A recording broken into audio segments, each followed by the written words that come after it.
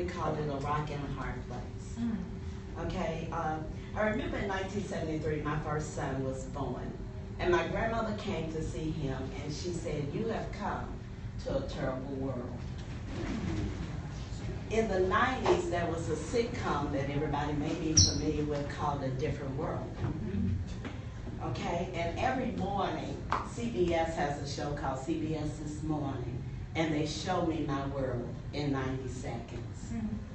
Okay, how the world has indeed changed since 1973. But you know what? My grandmother was correct.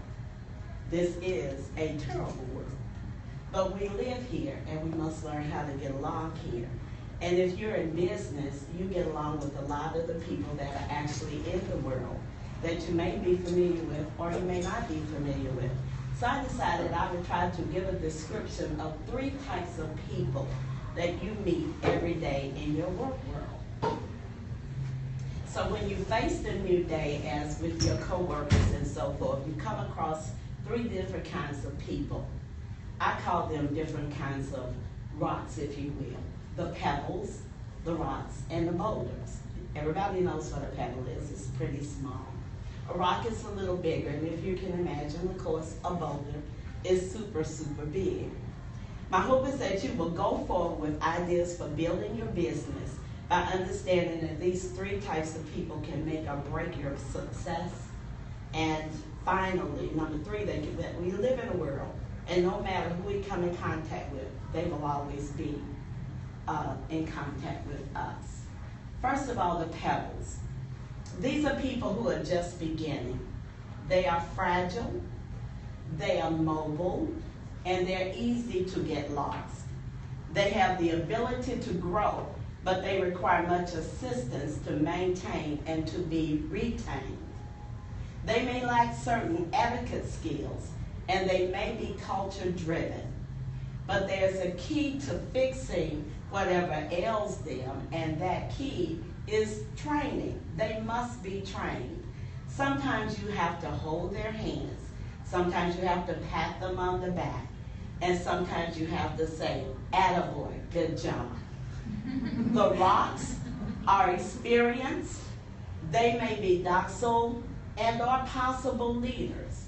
They can be dominating, they will be anxious, and they may even overstep their boundaries. Because of some longevity and or status, in other words, sometimes they just get plain comfortable. This team member could be disrespectful to peers and challenge those higher up. But the assurance from leadership and retraining of ethics can settle all of that. So adopt a strong name for those people. You know, one of the things that I will always do is make references to the Bible. So Peter was, you know Peter, you remember him. He was always, foot first, insert, apologize later. So he was called Rock. He was given the nickname Rock. So every time he was called Rock, he would straighten up and he would be more solid and he would be more into what he was supposed to be doing. Like Gibraltar or hold steady. Make those kinds of phrases to those people who have those descriptions so that they kind of understand, ooh, maybe I could be different. Maybe I could be better. And then you have the boulder. They are the top dog. They're the king of the hill. They're the big wheel. In other words, they've been there the longest. They are laid back, kicking, and enjoying the ride. They're intent and absolutely devoted. Been there, done that attitude, and can look at pebbles and rocks and just smile. This group may be awaiting transformation, but are a vital force to reckon with. They are solid, they follow all the rules, they will go the extra mile, and they will work until the job is done, while cautiously watching others, often in amazement. They appreciate the opportunity to work, and justice is due to them for their work. So as employers, you reward them for their work. You give them something, be it small or be it large. Everybody appreciates a little token of thanks. But they are the ones that also recognize and resonate what the word work really means. Willpower and willfulness, being outstanding in their area, being reasonable, and being kinetic, which means that they are always moving and never have just potential energy. So these people comprise your world and are a worthy workplace with you. They are a worthy workplace people for you. Remember, pebbles, rocks, and boulders grow to be great structures, like mountains. They grow to be pyramids, canyons, and monuments. Rocks become homes and the products that you use in your home. Their ability to stand and be constant driving forces is dependent upon what resources you use to help from your position as an owner, as a manager, and etc. Well, there have to be elements that cause that change. You have to be the elements. Remember the group Earth, Wind, and Fire? That brought a smile to your face. I remember that group as well. They had some great songs, but the elements of the earth, that's what creates those rocks. That's what makes a pebble into a rock and a rock into a boulder. It's those elements. So if you will indulge me, because I'm a former teacher, I can't speak without making you active in what I'm talking about. Okay, so I'm gonna need about 5 volunteers, if you will, and if it please will be people just kind of space. Stand please if you're volunteering. To create these boulders, you have to sometimes learn as much as you can about them. But you also have to know something about yourself. I'm going to tell you, you might want to move. So, thank you. Okay. All right. So in my hand, you can look at this as a person's life. You can look at this as a person's attitude, as their character, if you will. So here are the instructions. This begins with me as the owner, as the manager of my business, and it ends with me. You've heard the phrase, everything rises to the what? To the top. So I am going to toss this to one of you, and you're going to toss it to somebody else. The key is, do not toss it to somebody to your immediate left or right. It begins with me. It must end with me. Simple enough. Ready? All right. It's hard to see.